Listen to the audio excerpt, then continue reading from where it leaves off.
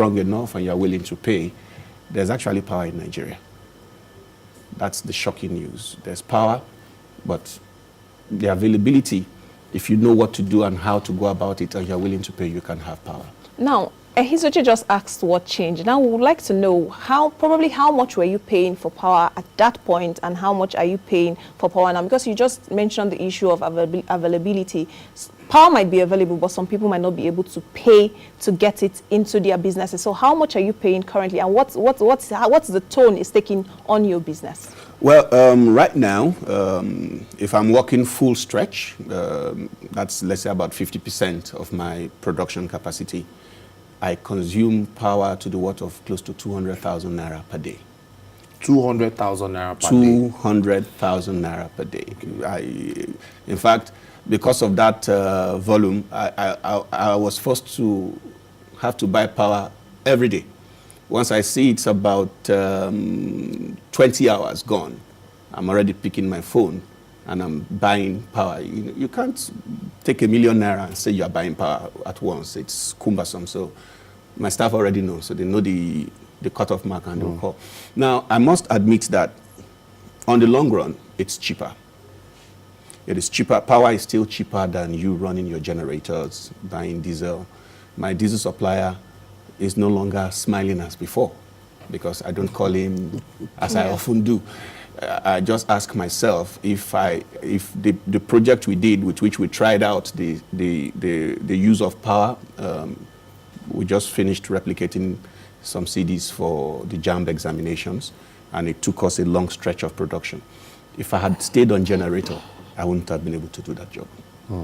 So it's better when you have power. It's cheaper, still cheaper than using your generator, actually. I'm sure most Nigerians listening to you, when you say 200,000 naira, and they compare that to what they pay in their houses, they say, this 200,000, but for you as a manufacturer, you also know what it means in terms of the cost. Now, beyond the issue of power, which at least you're obviously privileged to have had or have been able to assess this power. It didn't come easy. It didn't come easy. So that's why maybe use the word privilege. Yes, thank you. The CBN, in its Business Expectation Survey report, which was released, also listed the issue of insufficient power supply, and others include high interest rates, unfavorable economic climate, unfavorable political climate, among others. That's what was recorded in 2018. Now, for you, insecurity to that. Okay, we should add insecurity to that, because all of these things that have been raised, let's also find out from you who's in the field, how all of this is, or what is the true situation? Exactly. What the CBN has highlighted is very clear. The situation still remains same. I can imagine where people who don't have the opportunity we have now to be on somewhat more steady supply, I can imagine what they are going through. I'm coming from that same experience. My experience having power only just started in December. When I started complaining, the MD of the company asked me and said, "Sir, you've been crying that you want power. Now you have power. Don't complain about the cost. At least now we can produce when we want to produce. Unlike before that you must wait and aggregate and all that." So the report from the CBN is still very correct. You still have the issues of power. The cost of finance is still extremely high. I'm still dancing that music. I had a talk with one of our clients this morning. I said, "Look, you have to pay us whatever is with you. If you tell me, oh, sir, no, help us, we'll pay you bit by bit," you're not helping me, because I am paying interest on whatever sum is with you, even if it's just ₦1 million. At the end of the day, by the time you end up paying in 4 or 5 months, I'd have lost so much money. I can't afford that. I don't have that kind of luxury. So that's still very clear. Access to funds, the cost of funds itself, and the skilled labor, that's another major issue. Insecurity, because there are things you must keep put in place for your factory. Infrastructure. The roads are bad for you to deliver goods. When we did the job we just did, we had to deliver CDs all across the nation. We had to pay through our nose because there were locations where, because of insecurity, the driver, you will tell you, if you can't pay me this amount, I can't go. You can't put your vehicle on that road. That driver has been plying that road several times over, so he knows the terrain, he knows when to stop, he knows when to move. You say, okay, no, you are charging me almost 200% over the regular, let me put my vehicle on the road. You're putting somebody else's life at risk. So it's still there. Those issues are still there. and the government needs to do more. Did you also try to harness rail on this project? Talking about rail connectivity and all of some of those. Did you? The logistics for rail is still a bit difficult. Okay. It's easy people walk in and just hop on the train. Yes.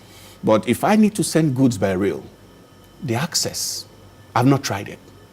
Possibly because the confidence building is just growing. Okay.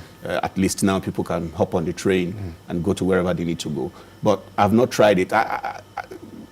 There's a business model I have for the rail sector. I can't say that here now because I'll be throwing out my secret. But if such a thing is put in place, you'll find manufacturers run to the rail line as well. It's easier if I can put my container on the train coming from Lagos. I know it may take slightly longer, but it will arrive here safely. The risk of the truck driver coming to tell me, oh, I couldn't come because the roads were bad. Now, unlike before, you send goods this evening, next morning it's in Lagos. But now what you have is, if you send goods in the evening, they don't get the goods until sometimes late the next day. So you have almost 24 hours on the road. At times, it's longer than that. The rail is a good option, but that accessibility still needs to be worked on.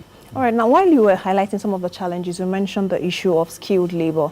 Now, I want to take you up on that, considering the fact that we got unemployment figures from the National Bureau of Statistics saying we are having about 20.9 million more people coming into the labor market. Now, where do we have that disconnect? Is it that we are not churning out graduates that meet the needs that are required in the labor market, especially for the manufacturing sector?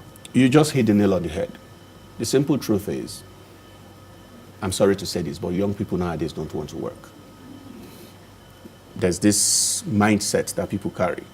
When I come into your organization, you are interviewing somebody. He's in a hurry to ask you, how much are you paying me? How much are you paying me? He's not able to articulate what he has to offer because he's not prepared for that. You have the education system where people just go through school nowadays. Nobody is really drilled, save for a few persons who would apply themselves. I give you an example. There's a friend who walked into my office. This son is studying a very new age course. He's studying artificial intelligence. And the boy is back on holidays, and he told his father, I don't want to sit at home. Can I just go into an environment where, even if I can't learn anything, let me just learn how it is a work environment should be. I just want to see what it's like. Tell me how that young man will not do well in future. He set his heart at it. But you have other young persons who, when they go through school, they want to cut corners. They are not learning new things. They have their phones. Instead of trying to learn, look up things that could help their skill set, they are much more concerned about Facebooking, sending chats and all that. So you have people coming out of the university who are actually not employable. Now, you bring them to train. They are not patient enough to wait, because you have that set in every organization that you want to transfer skills to your new staff. Yes. I have a scenario. I had a lady who was helping out in cleaning the office. But because of her zeal, we said, the brother said, no, leave. We said, don't leave. We'll teach you something else. So we put her in another department. She's not schooled. She went through that training, and after a short while, she felt she knew the skill. And one morning we woke up. She's not there. And we knew she doesn't have that understanding. Not too long ago, I got to know that she's already posting around that she can't do that job. She can't do it elsewhere. She can only do it with us, who we are still in the process of training her, so we know what her shortcomings are. Yes. So you have a lot of young people who are not prepared for the labor market. But they just feel, I have a degree. That's enough for you to employ me. It doesn't work that way. Well, that's an issue about, we'll see how that is being managed by those who, because I think it has to do with, like you said, it's a personal decision. And for young people or those who are watching, you have to actually, learn, you go through the ropes. Maybe I should add at this point that you have a lot of schemes that the government has put in place that would expose young people to trainings. But how many young persons actually take advantage of that? How many young persons want to go through that process? So all of it is not put at the table of the government to say, oh, government is at fault, government is at fault. As Nigerians as well, and as individuals, as young persons, you must, I look at the camera to tell you this, young Nigerians, prepare yourself. When we went to school, one thing we were told is, go through school and let school go through you. So when you see anyone who has done that, you can work anywhere. Take me and put me in the financial sector, I'll work there. I just need to learn it. I just need to stay there a few weeks and I'll work.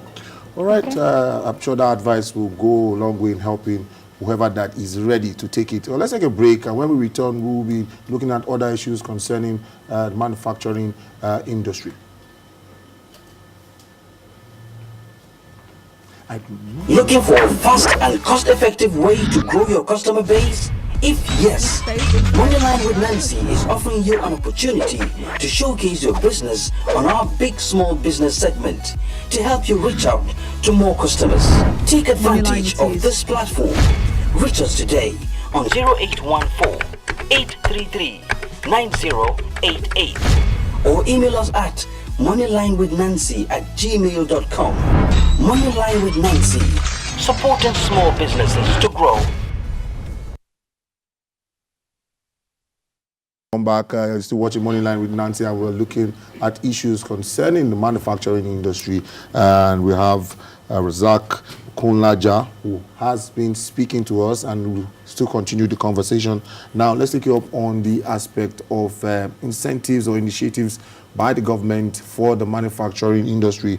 I think it was last year that I read about the fact that the government is trying to take off due to the high cost of production and all of those things. Man pushed for the government to kind of, we always call it like subsidize some of the things they're doing. I think it was over 30%, but I don't know how that is impacting on that. Looking at all of your costs, bearing in mind the extra, effort that you have to put in place because of the fact that government has not been able to carry out or put in place those things that it's supposed to do. How effective is that working? The incentives are there, but assessing those incentives is still a major challenge.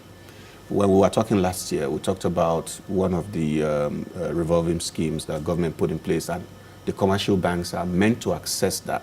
Yes. Of course, as a manufacturer, you can't just walk to the CBN to access the funds. You must go through the commercial banks. And I give that instance that when you approach the commercial banks and say, oh, I have read about this new initiative, or how do I access these funds? You hear something like, oh, it's still being processed. We are eager to access these funds. Only recently, one young man added me to a group. BOI is doing something for the film sector, the production sector, yeah. Nollywood, and 12 persons can come together, access a particular amount of money. And initially I was excited, but I called him later. I said, look, I looked at the sum. I said, at the level where we are now, my excitement, he was shocked. I said, my excitement would be for me to see younger persons access this kind of fund. So if I come in there and I take that fund, I've denied one young person, yes, because I have, at least by the grace of God, moved above that particular standard. So if I come there, I have access to it. I can take it. We still have that challenge as well. You have some of these schemes, and the big shots, it's easy, one call. And this is where I need the policymakers to take a second look. It happens all over the world, we understand that. But if you want the business terrain to grow, the upcoming must be given some kind of protection. Because I use that simple scenario, the young persons who are to come together, 12 persons, access 10 million naira each. If I go push because of clout, because of assets, because I now have the position or the ability and I have foreknowledge, I can deny 6 persons that opportunity, because the organization giving out the money would be more comfortable dealing with me knowing that I already have a precedence. So that's a major challenge too, with the policies that government has put in place, the possibilities that they have put out there. It has to be made a bit easier for the smaller businesses to access.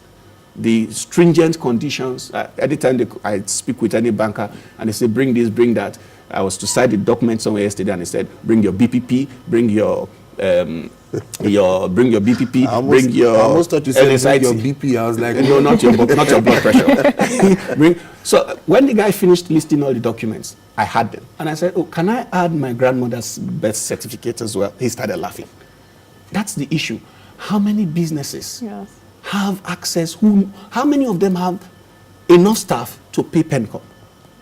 These are statutory. It's based on the law, but we must look for a way to make things a bit easier. So when they grow to a point, then they can't escape that. They can't escape it. I was listening right in the waiting room while you were talking about registration of small businesses. It's a good thing. CSC came, made everything very simple. Come register with a small amount, but on the long run, as you keep growing, you realize that you need to become more responsible. And then you pay your taxes. Your government already has your details. That's beautiful.